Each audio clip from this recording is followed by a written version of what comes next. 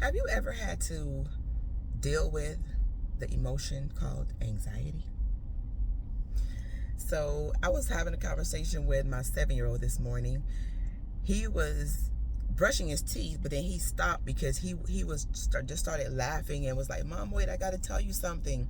And I'm like, "Wait, John, let's finish brushing your teeth." And he's like, "No, I got to tell you, it's so funny." And I'm like, "I know it's funny, but you got to finish brushing your teeth. It's still going to be funny. Just wait. Just finish brushing your teeth and then tell me." So he finally finishes brushing his teeth, and then he's laughing, laughing, laughing. And he starts telling me about this movie that they were watching last night.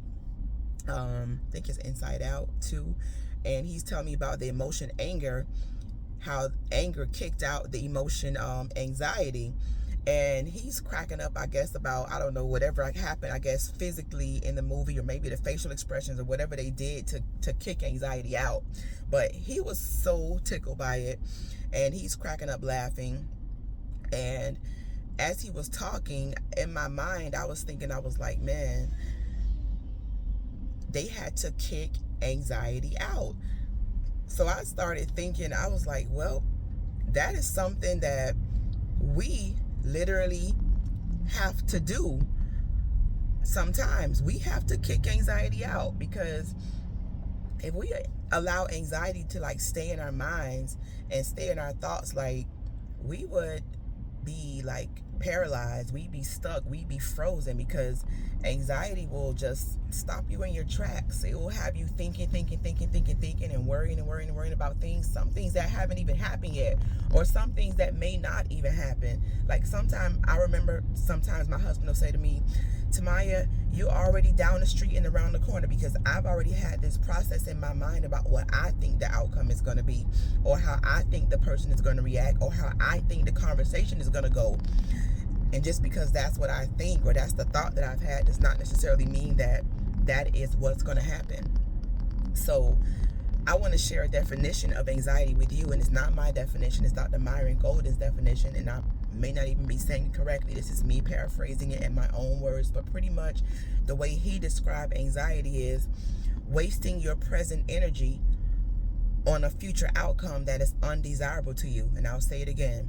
It's you are wasting your present energy, the energy that you have right now, to change the situation, wasting your present energy on a future outcome that is undesirable to you. So it's like you already have an outcome in your mind that you don't want to happen, and you are wasting the energy that you have right now worrying about that thing or thinking about it.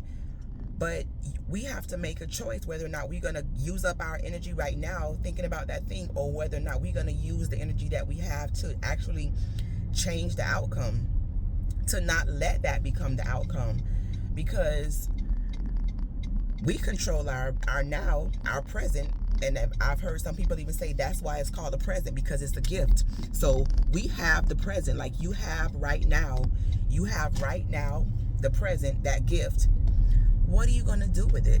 Are you going to sit and worry, and be anxious about something that hasn't even happened yet, or something that you may possibly have the power to change or to stop from happening? Like, maybe you can do something to change the outcome, to change the path, to change the plan, whatever it is.